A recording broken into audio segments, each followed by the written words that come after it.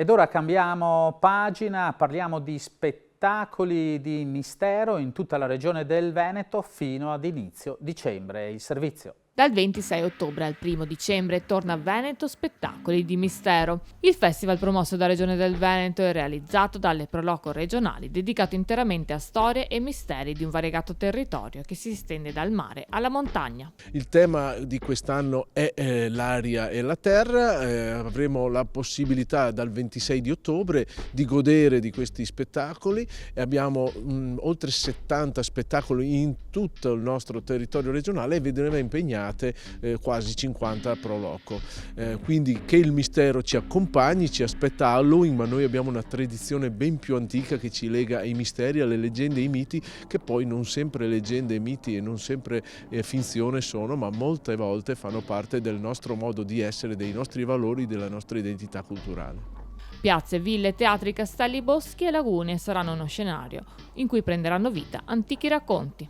Raccontano di streghe, raccontano di cunicoli, di pozzi parlanti o dotati di lame taglienti, raccontano di tanti segreti che ancora nel Veneto albergano tra terra e aria.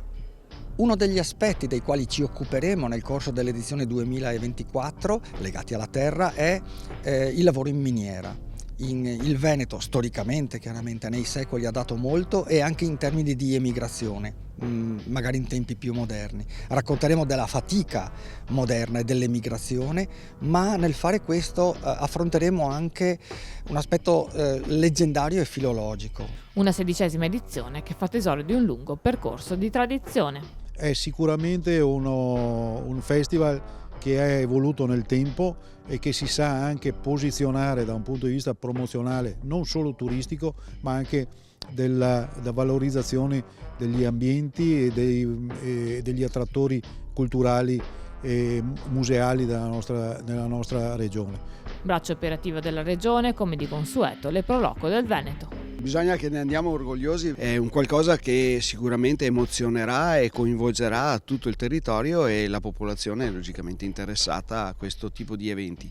Il grazie logicamente è sentito alla Regione Veneto perché crede in un Veneto, crede nelle sue Proloco, nel volontariato che permette appunto di ottenere manifestazioni come queste.